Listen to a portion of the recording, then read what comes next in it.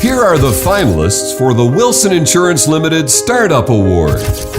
East Coast Chiropractic. We're doing as much as we possibly can to build health. Not just kind of fight disease, fight symptoms, fight conditions, but really try to help people, move along that spectrum towards the best health that they can achieve and give them really the tools that they need to do it on their own too, because it's a big piece of the puzzle. A lot of our time and energy and resources goes into just teaching people about, what we do, how we can help, because our main focus is really on building and maintaining the health of the spine and the nervous system.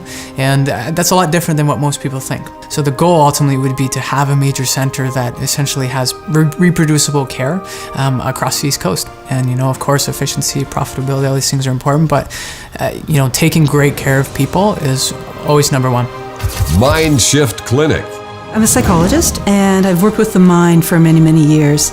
And there's about 50% of people that don't benefit from just cognitive behavioral therapy.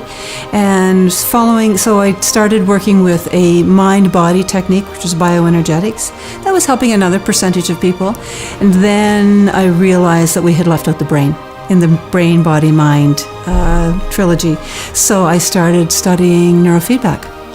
And eventually we decided to open up a multidisciplinary clinic, and that's where MindSHIFT Clinic was born.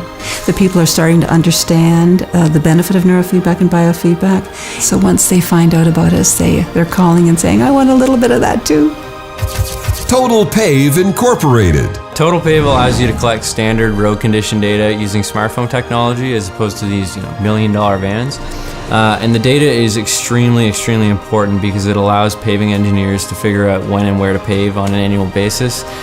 So it results in better conditioned roads at lower overall costs. Now we're at the point where we actually have customers, people are using it, and we're kind of at the cusp of scaling up. So it's cool to see that progression.